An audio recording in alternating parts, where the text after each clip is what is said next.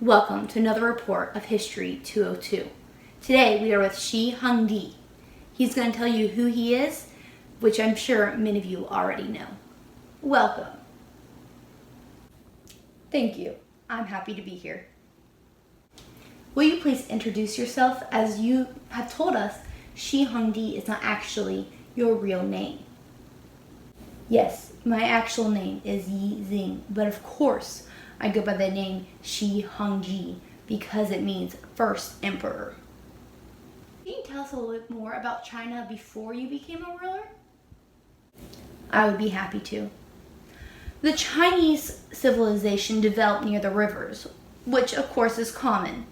We needed the water for supplies, for food, and to help us grow our agriculture. Thankfully, we were also surrounded by a lot of physical features such as mountains and deserts, so our culture was isolated and not influenced by other people. Then you have the Shang dynasty, which was the first dynasty. Then you have the Zhou, who they didn't rule very well because of their weak central government and his inability to keep his power. The region broke up into 7 different states and it became known as the Warring States. I, of course, conquered them and reunified China, and that is when you got my dynasty. Very interesting. Now, how did you rule? How did I rule? With legalism. People are naturally bad, and they need rule and order. They need me to tell them what to do. So I made strict rules, harsh rules and punishments. So if somebody were to break our rules, they would be punished. This way, people were afraid to do what's wrong. I ran a great dynasty.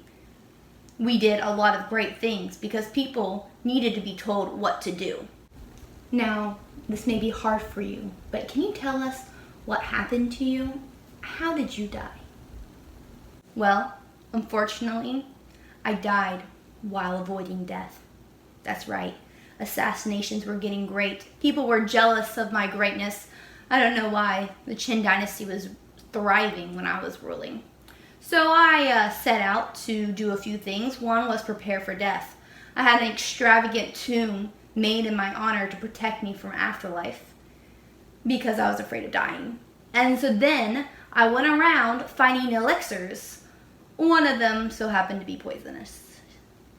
And that is your History 202 report.